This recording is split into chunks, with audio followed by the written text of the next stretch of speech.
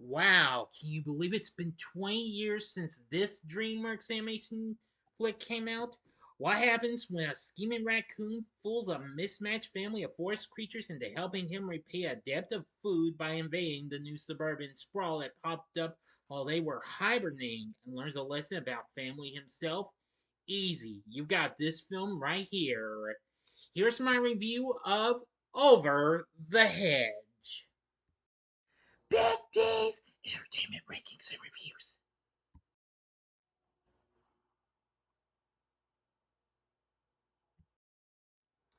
So, greetings, my fellow YouTubers, and welcome again to Big D's Entertainment Rankings and Reviews. I'm the Big D, and this time around, I bring to you a review of the 2006 animated comedy flick Over the Hedge, released by DreamWorks, directed by Tim Johnson and Carrie Kirkpatrick, written by Lynn Bloom, Lauren Cameron, David Hustleton, and Kirkpatrick, based on the comic strip by Michael Fry and T. Lewis, featuring an all-star cast of voices including Bruce Willis, Garry Shandling, Steve Carell, William Shatner, Wanda Sykes, Nick Nolte, and a host of others.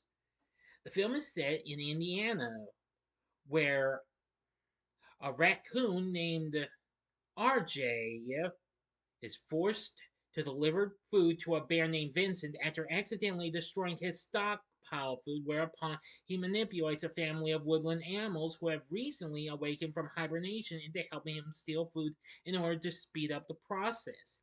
The film was released on this day, May 19th, 2006.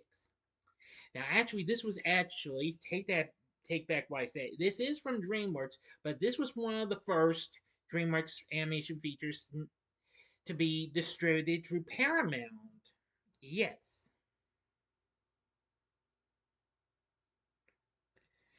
Well, it got good reviews though, and did decent enough. It was released on this day, May 19th, 2006. Henceforth, today's the film's 20th anniversary, just almost a month after it premiered in LA. Now then, let's get into the story. A raccoon named RJ, unable to find food for himself, attempts to steal a stockpile from a bear named Vincent. His attempt backfires when Vincent is woken up by the commotion and the food is destroyed. Vincent almost kills RJ, who offers to replace his food within 6 days. Vincent threatens to kill him if he fails or runs away. The next morning, a family of woodland animals, led by a turtle named Vern, awaken from hibernation on the first day of spring. They discover that most of the forest that they've lived on has been turned into a housing development separated from the remaining forest by a giant hedge. RJ introduces himself to the group and explains that they can obtain better food by scavenging off the humans. Despite Vern's concerns, RJ convinces the other animals to steal and stockpile food. They are oblivious to his true intentions regarding Vincent, which causes him to grow guilty. Gladys Sharp, the neighborhood homeowner association president, notices the animal problem and hires exterminator Dwayne LaFontaine. When RJ tries to stop a worried Vern from returning the pile of food in order to avoid Dwayne, the food is destroyed following a chase with an excited Rottweiler named Nugent. Vern is blamed for the destruction and shunned in favor of RJ after he accidentally insults them.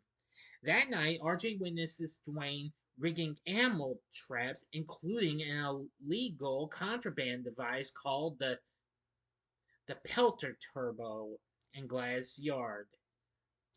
Vern reconciles with RJ and the other animals, and RJ convinces everyone to invade Gladys's home and steal her massive stockpile of food. The squirrel Hammy disables the Pelter Turbo with the striped skunk Stella. Well, she steals the collar of Gladys's Persian cat Tiger, which enables entry into the house. The animals stockpile another wagon full of food, but before leaving, RJ sees a can of Spuddy's potato chips and becomes determined to get per Vincent's request. RJ flees with the food while Vern and the other animals are captured by Dwayne, who takes them away in his van. Now, for the final act and the ending, as always, you know the procedure. You have 5 seconds to stop this video at once. Go to the description box below and fast forward to the time below.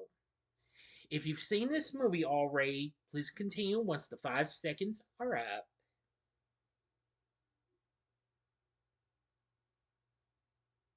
Okay, you've been warned. Upon delivering the food to Vincent, RJ sees Dwayne's truck driving past, leading to RJ having a change of heart. In an attempt to free the animals, he crashes the wagon into Dwayne's van and knocks him unconscious. This prompts an enraged Vincent to attack RJ and the other animals, while the porcupine triplets drive the van back to the neighborhood.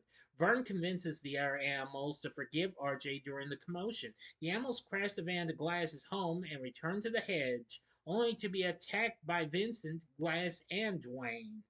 Hammy, fueled by an energy drink, reactivates the Depelter turbo while RJ and Vern trick Vincent into leaping over the hedge, resulting in him, Gladys, and Dwayne being caught in the Depelter turbo. The local animal control service ships Vincent to the Rocky Mountains. Gladys is arrested for possessing the Depelter turbo and resisting arrest, and Dwayne's attempt to escape arrest is thwarted by Nugent. RJ rejoins the willing creatures permanently alongside Tiger, who had fallen in love with Stella, and Hammy reveals he has found the nuts he has stored for the previous winter, replenishing the animal's food supply. End of story. So what did I think of Over the Hedge? Now, I've seen this a few times, maybe not as much, but I have seen this, and this is a nice little film.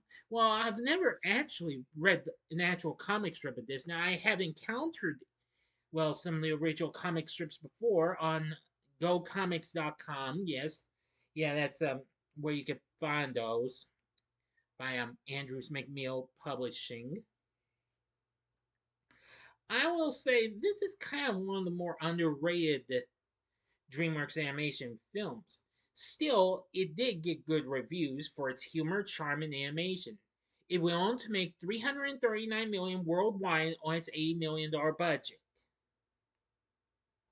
There would go on to be numerous things coming out, including picture books by Scholastic, as well as video games published by Activision for every console as well as Microsoft Windows.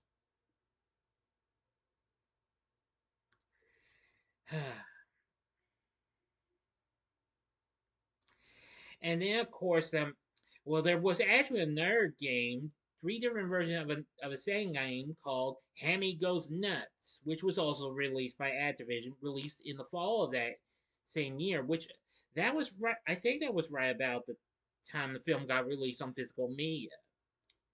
There was also a miniature golf game for Game Boy Advance and an action adventure game for Nintendo DS, and a platform game for PlayStation Portable. Yeah. So one of them was miniature golf, one was action adventure, and one was a platform game. So there were three different versions of Hammy Goes Nuts. But anyway, this film did find widely, but although it didn't quite live up to DreamWorks Animation's other titles released over the past few years, not even Shrek or Madagascar. And this was still a bit before Kung Fu Panda or The Dragons even came along. This film opened in second, losing to The Da Vinci Code. And then following up by losing to the same film in X-Men The Last Stand. However, its reviews were pretty good. The film sits at 75% on Rotten Tomatoes, where they say even if it's not an animation classic, the film is clever fun, and the jokes cater to family members of all ages. And I completely agree on that. Metacritic has a score 67, and audiences polled by CinemaScore gave it an A grade. TVGuide.com praised the film. Well, as Kim Fox said, it was for being a sly satire of American enough is never enough, consumerism, and blind progress at the expense of the environment. It's also very funny, and the little woodland critters that make up the cast are a kitty pleasing bunch. Roger Ebert of the Chicago Sun-Times gave this 3 out of 4 stars, called it not the level of Finding Nemo or Shrek, but is a lot of fun, awfully nice to look at, and filled with energy and smiles. Empire gave this 3 out of 5 stars and wrote, "You'll soon be sick of digital furballs, but there's plenty of fun here, and Hammy is up there with Ice Age's Scrat in the pantheon of lunatic movie ruins." I couldn't agree more, yes. But, however, unlike Scrat, however, Hammy talks. Peter Bradshaw, The Guardian, gave it was kind of like mixed on this, giving this 2 out of 5, saying, "The spoiled and wasteful American consumer is satirized in this patchy animated comedy from DreamWorks." But anyway, of the whole, it still did fine and what have you. It got nominated for numerous awards. It got nominated for 8 Annie Awards, winning Best Character Design in a feature production, directing in a feature production for Tim Johnson and Carey Kirkpatrick, and Gary Graham beat out Tom Enriquez for storyboarding in a feature production. So that was really something, huh? Yeah, we'll say. Anyway, it also got nominated for the Best Animated Feature, but lost to Disney and Pixar's Cars. It also got nominated for lots of other awards and what have you. Please stand by. At the Nickelodeon Kids' Choice Awards, it got nominated for Favorite Animated Movie, but lost to Happy Feet, and Bruce Willis was nominated for Favorite Voice Actor from an animated movie, but lost to Queen Latifah for Ice Age: The Meltdown. Also, at the People's Choice Awards, it was nominated for favorite family movie. If I'm not mistaken, if I could find it, just a moment. Okay, there it is. Okay, but it unfortunately lost to Cars as well. But nonetheless, I found Over the Hedge to be pretty good. While not one of DreamWorks' best, but I feel like it's underrated though. But it's pretty fun, what have you. Its score was composed by Rupert Gregson Williams. They did a pretty good job on this. Now, it does have a pretty good soundtrack. While Rupert Gregson Williams composed the original score, while Hans Zimmer served as an executive music producer, and there were 3 songs contributed to the soundtrack, which was done by Ben Folds himself, including a rewrite of his popular song "Rockin' the Suburbs," as well as a cover of the British band The Clash's "Lost in the Supermarket." So anyway, that was pretty cool. Anyway, for the voice acting cast, I thought it was pretty good.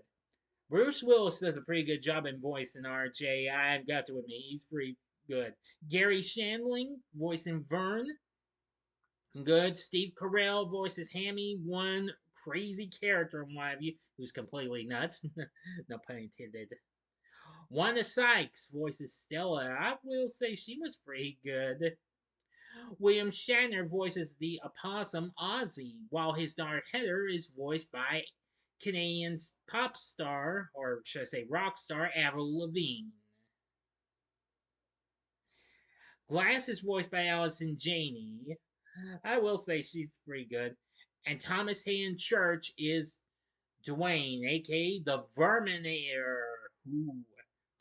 Also, for the rest, we have Nick Nolte as Vincent, and then we have Eugene Levy and the late great Catherine O'Hara as Lou and Penny, an easygoing porcupine couple.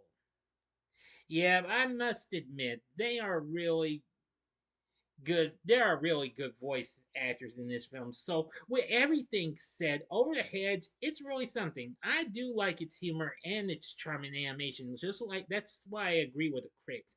But it does provide a pretty decent story and a pretty good score and good tunes and some great characters and voice actors as well. Would I recommend Over the Hedge? Well, I'd say sure, go ahead, give it a shot. You might like it. So what did you think of Over the Hedge? Let me know in the comments section below. If you like this video, click the like button, subscribe, click the bell for notifications, and be a part of the Big D Nation. Continue to help support my channel, and you know the rest. Join me next time when I bring to you a review of Pirates of the Caribbean on Stranger Tides. So if you like this, check out some of these other DreamWorks films I've covered. In the upper left-hand corner, you can check out my review of a film that came out the year prior, before this, in Madagascar from 2005. Or go to the upper right-hand corner and check out my review of a film that was still a little bit of a ways to come, but still proved to be another big success, though, in Kung Fu Panda. Or go to the bottom left hand corner and see my recent revisited review on their 2001 classic Shrek, which has now done better than my original review. Thank you. So expect revisited reviews of the sequel stats soon, okay? Details to follow. And the bottom right hand corner is the button you can click to subscribe. If you like rankings and reviews on movies, TV, music, video games, etc., then I'm your guy. Thank you for watching. Until next time, I'm the Big D saying, see ya.